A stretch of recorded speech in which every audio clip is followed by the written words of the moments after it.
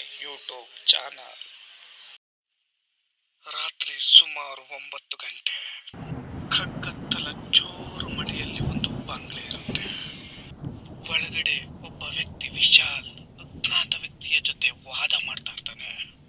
ನನ್ನನ್ನು ಯಾಕೆ ಇಲ್ಲಿ ಕರೆಸಿದ್ಯಾ ಅಂತ ಕೇಳ್ತಾನೆ ವಿಶಾಲ್. ಈ ಪೆಟ್ಟಿಗೆಯಲ್ಲಿ ನಿನ್ನ ಬದುಕನ್ನೇ ಬದಲಿಸುವಷ್ಟು ಐಶ್ವರ್ಯ ಇದೆ ಅಂತ ಹೇಳ್ತಾನೆ ಅನಾಮಿಕ. ಈ ಸಂಪತ್ತು ನಿನಗೆ ಬೇಕು ಅಂದ್ರೆ ಒಂದು ಷರತ್ತಿದೆ.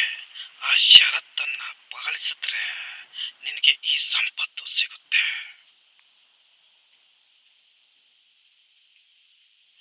ಷರತ್ತ? ಏನ್ ಷರತ್ತು ಅಂತ ಕೇಳ್ತಾನೆ ವಿಶಾಲ್. ನೀನು ಈ ಹಣವನ್ನು ಉಪಯೋಗಿಸ್ಬೋದು, ಆದ್ರೆ ನಿನ್ನ ಈ 4 ಜನ ಸ್ನೇಹಿತರಲ್ಲಿ ಒಬ್ಬ ಸಾಯ್ಬೇಕು ಅಂತ ಹೇಳ್ತಾನೆ ಅನಾಮಿಕ. ಯೋಚನೆ ಮಾಡು, ನಿನಗೆ ಸ್ನೇಹಿತರು ಬೇಕಾ, ಪ್ರೀತಿ ಬೇಕಾ, ಇಲ್ಲ 10 ಕೋಟಿ ರೂಪಾಯಿಯ ಈ ಪೆಟ್ಟಿಗೆ ಬೇಕಾ ಅಂತ ಕೇಳ್ತಾನೆ ಅನಾಮಿಕ. ವಿಶಾಲ್ ಗಾಬರಿಯಿಂದ ಅನಾಮಿಕನನ್ನ ಒಂದ್ಸತಿ ನೋಡ್ತಾನೆ. ಅವನಿಗೆ ತುಂಬಾ ಭಯ ಆಗೋದಕ್ಕೆ ಸ್ಟಾರ್ಟ್ ಆಗುತ್ತೆ. ಆ ಭಯದಲ್ಲಿ ಅನಾಮಿಕನ ಒಂದ್ಸತಿ ದಿಟ್ಟಿಸಿ ನೋಡ್ತಾನೆ. ಇನ್ನೊಂದ್ಸತಿ ಹಣ ತುಂಬಿದ ಪೆಟ್ಟಿಗೆಯನ್ನು ನೋಡ್ತಾನೆ. ಅವನಿಗೆ ಗಾಬರಿಯಲ್ಲಿ ಭಯದಲ್ಲಿ ಏನ್ ಮಾಡ್ಬೇಕು ಅನ್ನೋದೇ ಗೊತ್ತಾಗೋದಿಲ್ಲ. ಮೌನವಾಗಿ ಸ್ವಲ್ಪ ಹೊತ್ತು ಯೋಚನೆ ಮಾಡ್ತಾನೆ ವಿಶಾಲ್.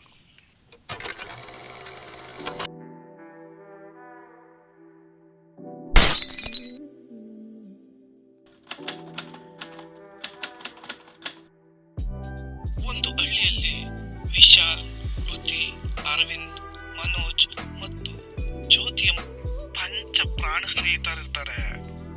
ಅವರು ಆಗ್ತಾನೆ ಕಾಲೇಜನ್ನ ಮುಗಿಸಿರ್ತಾರೆ. ಅವರೆಲ್ಲರೂ ಕೂಡ ಒಂದು ಸಾಮಾನ್ಯ ಬಡ ಕುಟುಂಬದಲ್ಲಿ ಜನಿಸಿರ್ತಾರೆ. ಅವರ ಪ್ರತಿನಿತ್ಯದ ಬದುಕು ತುಂಬಾ ಸವಾಲುಗಳಿಂದ ಕೂಡಿರ್ತದೆ.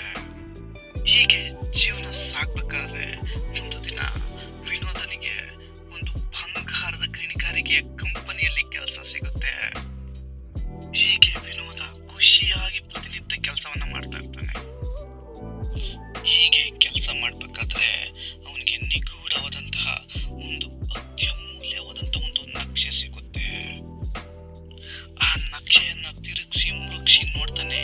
ಅವನಿಗೆ ಏನು ಅರ್ಥ ಆಗೋದಿಲ್ಲ. ಅದನ್ನ ಹಾಗೆ ತನ್ನ ಜೋಬಲ್ಲಿ ಇಟ್ಕೊಂಡು ತನ್ನ ಮನೆಗೆ ಬರ್ತಾನೆ.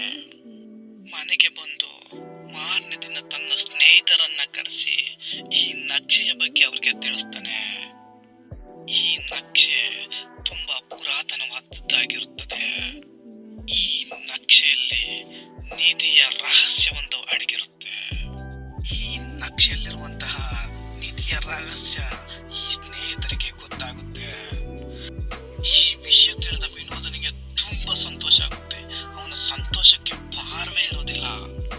ಹೇಗಾದ್ರೂ ಮಾಡಿ ಈ ನಿಧಿಯನ್ನು ಹುಡುಕ್ಲೇಬೇಕು ಅಂತ ತನ್ನ ಸ್ನೇಹಿತರಲ್ಲಿ ಕೇಳ್ಕೊಂತಾನೆ. ಆದ್ರೆ ಈ ನಿಧಿ ಸಿಗೋದು ಸುಲಭವಾಗಿರುವುದಿಲ್ಲ. ಈ ನಿಧಿ ತುಂಬಾ ಪ್ರಾಚೀನ ಕಾಲದ್ದಾಗಿರುತ್ತೆ. ಬೆಟ್ಟಗಳ ಮಧ್ಯೆ ಗುಹೆಯಲ್ಲಿ ಇರುತ್ತೆ. ಎಷ್ಟೋ ಜನ ಪ್ರಾಣವನ್ನು ಕಳ್ಕೊಂಡಿದ್ದಾರೆ. ಈ ನಿಧಿಯನ್ನು ಹೋಗಿರೋರು ಮರಳಿ ಇತಿಹಾಸವೇ ಇಲ್ಲ. ಇಂತಹ ನಿಧಿಯನ್ನ ಹುಡುಕ್ಲೇಬೇಕು ಅಂತ ಎಲ್ಲ ಸ್ನೇಹಿತರು ಮಾನಸಿಕವಾಗಿ ದೈಹಿಕವಾಗಿ ಸಿದ್ಧರಾಗ್ತಾರೆ. ನಾಳೆಯಿಂದಲೇ ಈ ನಿಧಿಯನ್ನ ಹುಡುಕೋಣ ಅಂತ ಹೇಳಿ ಎಲ್ಲರೂ ತಮ್ಮ ತಮ್ಮ ಮನೆಗಳಿಗೆ ಹೋಗ್ತಾರೆ. ಸೂರ್ಯ ಉದಯಿಸ್ತಾನೆ. ಎಲ್ಲ ಸ್ನೇಹಿತರು ಕೂಡ ಅಂದ್ಕೊಂಡಂಗೆ ನಿಧಿಯನ್ನ ಹುಡುಕೋದಕ್ಕೆ ಹೊರಡ್ತಾರೆ. ಹೋಗ್ಬೇಕಾದ್ರೆ ಒಂದು ದೊಡ್ಡ ಕಾಡು ಸಿಗುತ್ತೆ. ಆ ಕಾಡಿನೊಳಗಡೆ ಪ್ರವೇಶ ಮಾಡಿ ಬೆಟ್ಟ ಗುಡ್ಡಗಳನ್ನ ಹಾಸಿ ಒಂದು ಗುಹೆಯನ್ನ ತಲುಪ್ತಾರೆ. ಎಲ್ಲರೂ ಗುಹೆ ಒಳಗಡೆ ಹೋಗ್ತಾರೆ. ನಕ್ಷೆಯಲ್ಲಿ ನೋಡಿದಂತಹ ಪೆಟ್ಟಿಗೆ ಅವರ ಕಣ್ಣು ಮುಂದೆ ಕಾಣುತ್ತೆ. ಆ ಪೆಟ್ಟಿಗೆಯನ್ನ ಓಪನ್ ಮಾಡ್ತಾರೆ. ಆ ಪೆಟ್ಟಿಗೆ ತುಂಬಾ ಹಣ ಇರುತ್ತೆ. ಕಂತೆ ಹಣವನ್ನ ಕಂಡು ಎಲ್ಲರಿಗೂ ಸಂತೋಷ ಆಗುತ್ತೆ. ಆದ್ರೆ ಆ ದುಡ್ಡನ್ನ ಕೆಂಪು ಬಟ್ಟೆಯಿಂದ ಸುತ್ತಿಡಲಾಗಿರುತ್ತೆ. ಆ ಕೆಂಪು ಬಟ್ಟೆಯಲ್ಲಿ ಸುತ್ತಿರುವಂತಹ ಹಣವನ್ನ ಶ್ರುತಿ ಆಶ್ಚರ್ಯದಿಂದ ನೋಡ್ತಾಳೆ. ಇದು ಹಣ ಅಲ್ಲ, ಇದು ಶಾಪದ ಹಣ. ಇದನ್ನ ಮುಟ್ಟಿದ್ರೆ ನಮ್ಮ ಹತ್ತಿರದವ್ರು ಯಾರೋ ಒಬ್ರು ತೀರ್ ಹೋಗ್ತಾರೆ ಅಂತ ಗಾಬರಿಯಿಂದ ಹೇಳ್ತಾಳೆ. ಈ ದುಡ್ಡು ಬೇಡ ಬೇಡ, ಈ ದುಡ್ಡು ತಗೊಂಡೋಗ ನಮ್ಮಲ್ಲಿ ಯಾರು ಒಬ್ರು ಸಾಯ್ತಾರೆ ಅಂತ ಗಾಬರಿಯಿಂದ ಹೇಳ್ತಾಳೆ ಕೃತಿ. ಆದ್ರೆ ಮನೋಜ್ ಒಂದು ಮುಗುಳ್ನಗೆ ನಗುತ್ತಾ, ನಮ್ಮ ಬಡವರೇ ಇಷ್ಟು, ಈ ದುಡ್ಡನ್ನ ನಾನು ಬಳಸ್ತೀನಿ ಅಂತ ನಿಧಾನವಾಗಿ ಒಂದು ಕಂತೆಯನ್ನು ಎತ್ಕೊಂಡು ನೋಡ್ತಾನೆ. ನಿಜವಾದಂತಹ ಕತೆ ಈಗ ಸ್ಟಾರ್ಟ್ ಆಗುತ್ತೆ. ಈ ಘಟನೆ ಆದಂತ ಒಂದು ವಾರದೊಳಗಡೆ ಮನೋಜ್ ರಸ್ತೆ ಅಪಘಾತದಲ್ಲಿ ತೀರಿ ಹೋಗ್ತಾನೆ. ಅದಾದ್ಮೇಲೆ ಅರವಿಂದನ ಮೇಲೆ ಪೊಲೀಸ್ ಕೇಸ್ ಆಗುತ್ತೆ. ಕಾರಣ ಕೋಟಾ ನೋಟು ವಹಿವಾಟು ಮಾಡ್ತಾ ಇದ್ದಾರೆ ಎಂದು. ಜ್ಯೋತಿ ನಾಪತ್ತೆ ಆಗ್ತಾಳೆ. ಕೃತಿ ಮನಸ್ಥಿತಿ ಹಾಳಾಗಿ ಮೆಂಟಲ್ ಹಾಸ್ಪಿಟ್ಲ್ ಸೇರ್ತಾಳೆ. ಈಗ ವಿಶಾಲ್ ಮಾತ್ರ ಉಳಿದಿರೋದು. ವಿಶಾಲ್ ಮತ್ತೆ ಹಳೆ ಬಂಗಲೆ ಹತ್ರ ಹೋಗ್ತಾನೆ. ಅಲ್ಲಿ ಅನಾಮಿಕ ವ್ಯಕ್ತಿ ಬಾಕ್ಸ್ ಅನ್ನ ಇಟ್ಕೊಂಡು ನಿಂತಿರ್ತಾನೆ. ಈಗ ನಿನ್ನ ಪಾಲಿನ 5 ಕೋಟಿ ಅಂತ ಅನಾಮಿಕ ಹೇಳ್ತಾನೆ. ಆದ್ರೆ ಇನ್ನೊಂದು ಷರತ್ತು, ಮತ್ತೆ ಒಂದು ಬಲಿ ಬೇಕು ಅಂತ ಕೇಳ್ತಾನೆ ಆ ಅನಾಮಿಕ. ವಿಶಾಲ್ ದುಃಖದಿಂದ ಆ ಪೆಟ್ಟಿಗೆಯನ್ನ ಒಂದ್ಸತಿ ಗಂಭೀರವಾಗಿ ನೋಡ್ತಾನೆ. ಹಾಗೆ ಕೃತಿಯ ಮುಖವನ್ನ ನೆನೆಸ್ಕೊಂತಾನೆ. ತನ್ನ ಸ್ನೇಹದ ದಿನಗಳನ್ನ ನೆನೆಸ್ಕೊಂತಾನೆ. ವಿಶಾಲ್ ದುಡ್ಡನ್ನ ಕೈಲಿ ಇಟ್ಕೊಂತಾನೆ.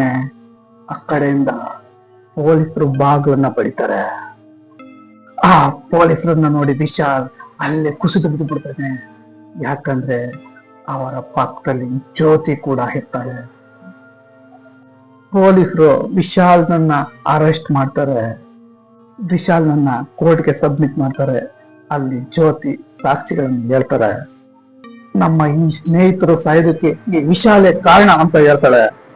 ವಿಶಾಲ್ ಕೂಡ ಒಪ್ಕೊಂತಾನೆ, ಹೌದು, ಈ ಹಣದ ಆಸೆಗಾಗಿ ನಾನು ನಮ್ಮ ಸ್ನೇಹಿತರನ್ನೇ ಕೊಲೆ ಮಾಡ್ತಿದ್ದೆ ಅಂತ ಹೇಳ್ತಾನೆ.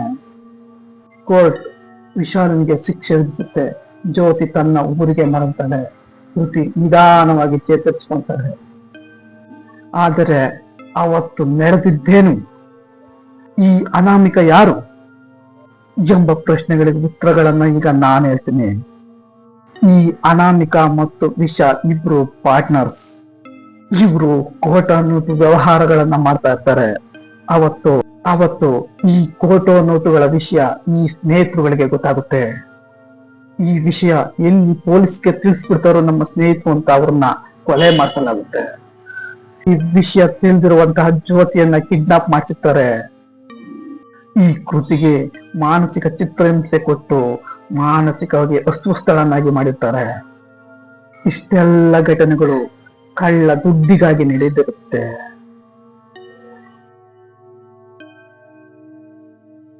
ಈ ಕಥೆಯ ಮಾರಲ್ಲ ಸ್ಟೋರಿ ಏನಪ್ಪಾ ಅಂದ್ರೆ, ಈ ದುಡ್ಡು ಅನ್ನೋದು ನಮ್ಮ ಪರಿಶ್ರಮದಿಂದ ಬಂದಿರ್ಬೇಕು, ನಮ್ಮ ಶ್ರಮದಿಂದ ಬಂದಿರ್ಬೇಕು. ಆಗ ನಮ್ಮ ಜೀವನ ಖುಷಿಯಾಗಿ ಕಳಿಬಹುದು. ಆದ್ರೆ ಅಡ್ಡದಾರಿಯಿಂದ ಸಂಪಾದ್ಯಂತ ಹಣ ನಮ್ಮ ಜೀವನವನ್ನ ಸರ್ವನಾಶ ಮಾಡುತ್ತೆ ಅನ್ನೋದೇ ಈ ಕಥೆಯ ಸಾರಾಂಶ. ಓಕೆ, ಇದೇ ರೀತಿಯ ವಿಡಿಯೋಗಳಿಗಾಗಿ ನಮ್ಮ ಚಾನೆಲ್ ಅನ್ನ ಸಬ್ಸ್ಕ್ರೈಬ್ ಮಾಡಿ, ಲೈಕ್ ಮಾಡಿ, ಕಾಮೆಂಟ್ ಮಾಡಿ. ಎಲ್ಲರಿಗೂ ಒಳ್ಳೆದಾಗ್ಲಿ. ಜೈ ಹಿಂದ್, ಜೈ ಕರ್ನಾಟಕ ಮಾತೆ.